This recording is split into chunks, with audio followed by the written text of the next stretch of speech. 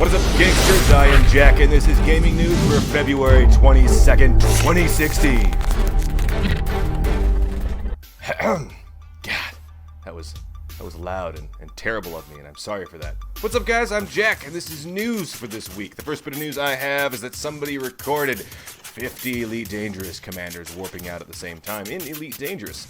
And it's super awesome and sexy, and it's something that I wanted you to see. It is a perfect example of why I like this game and all of the facets there of it. So, if you would be so kind as to turn your attention this way.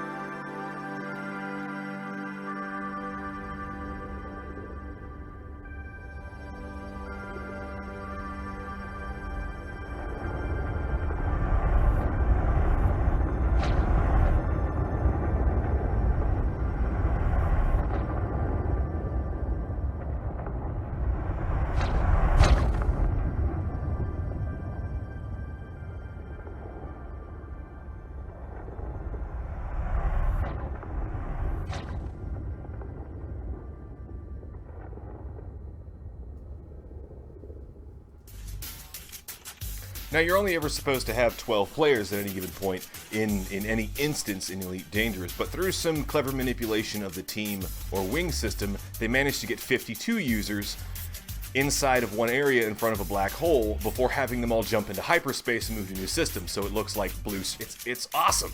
I thought it was really pretty, and apparently it took a long time to get that all put together. Alright, the formation alone took an hour of organization. Totally worth it. Totally worth it. The next bit of news I have is that the Division beta breaks new intellectual property records with 6.4 million players logged on during the open beta, which puts, what is the name of that other? Destiny. It puts Destiny to shame. By comparison, Destiny's beta in summer of 2014 attracted 4.6 million players. So, through PC and Xbox and PlayStation, we're gonna say just on like 1.5 million more people than Destiny, and I'm completely okay with this. Ubisoft announced that the Division beta players logged an average of 5 hours in the game, with 2 average hours spent per player in the Dark Zone. Almost 50% of users went rogue, and by that shooting other players, and pulled out a total of 63 million items from the Dark Zone, extracted 63 million different pieces of equipment or clothing or weapons, what have you. So a lot of things were done in that short amount of time. Full release for the game is March 8th, and of course I will be playing it like a crack fiend. I'm going to scratch it, play some Destiny.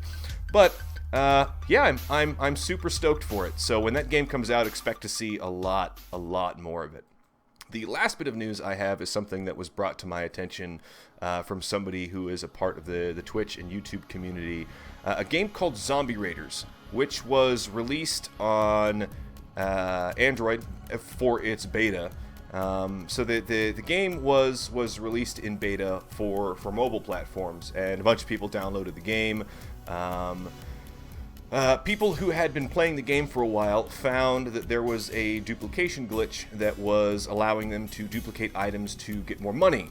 The players became a little bit overpowered. I mean, with unlimited money, you can buy new equipment and you can defend yourself a lot better than anyone else. And in order to keep up, newer players who were unaware of the glitch at the time were using microtransactions, spending real money. One user spending upwards of $1,000 on the game in order to even the playing field between him and the veteran players. Devs didn't address the duplication glitch, and according to the report that I read, mods were giving permission for the glitch to be used to duplicate. So while the newer users were spending money in this game, the mods were basically giving permission to the older users to use the duplication glitch. New users and players learned about the glitch, and on the forums began to raise hell, asking questions, trying to figure out why. And to my understanding, a couple of mods started backlashing at these users. They weren't refunded their money, the newer users, and the glitch is allowed to continue to be used without recourse. So, doing and digging more into that, it isn't the developer that's allowing it to happen. The dev company working on the game did not re-up their business license. They left, leaving mods and veteran players on the forum to run house. The forum, the Mad Skill forum, is from everything I've been able to dig up and do research on mods and nobody's getting along. Everybody is kind of up in arms about having the rug pulled out from under them, but doing more research, I found that the development company, after release of the game, did not renew their business license and disappeared. So all of the developers, everybody working on the game, vanished after these newer users gave them their money in these microtransactions. After people have been buying things in this game, they just leave with no kind of word or message or any kind of information relating to why they're leaving, and leaving everyone in this community to try and figure out what the hell is going on. And this is not anything that I believe is good. One of two things happened. Either the company sank, which most of the time warrants the company saying, hey, look, we're going to close the website, the game is no longer being worked on, we're sorry, here's everyone's money back.